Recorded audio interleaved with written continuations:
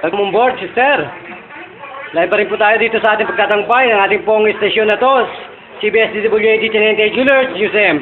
Sa pamamagitan po ng ating host, na Vatican komentarista na si Brother Tony Falcon.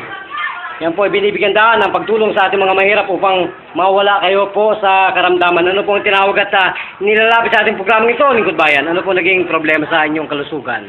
Yung mata, at saka yung arthritis. Arthritis, ang beauty ni sister, at saka po yung blood cholesterol.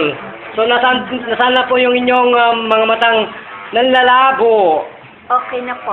Ilan pong minuto natanggalan yung panlalabo ng inyong mga mata?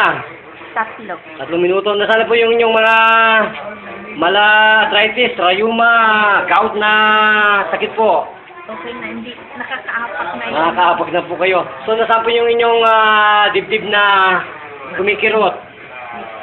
Sumisikip? Okay na rin ang paghinga. Kanina po ba? Anong klaseng hininga yan? Parang pag gumagaling, nakita na nakaganyan ng ako. Lagi siyang paos. Paos? Gano'n, sister. Lagi po siya. Kapitbahay mo po si sister? Oo, magkatapat po kami. Po kayo. So, naligayan po ba kayo, sister, sa pagpapalan ng Panginoon? Naligayahan na po. Okay, kung gano'n po, magpakilala at magbibigay po kayo sa ating bansang Pilipinas at sa buong mundo at ipalamang nangyari sa ating buhay. Ano po ang totoong pangalan? Maria Eli Laplana. Maria Eli Laplana. Laplana. So, ilang taon na pong gulang yan? 59. 59. Ilan taon po kayong nagkakasakit ng ganyan sa buhay? Almost 2 years na ata. 2 years? Ano pong ginagawa ng mga mediko na inyong nilapitan? Gamot lang. Gamot lang. Tapos, ano pong naging resulta niyan? Di pabalik-balik. Pabalik-balik.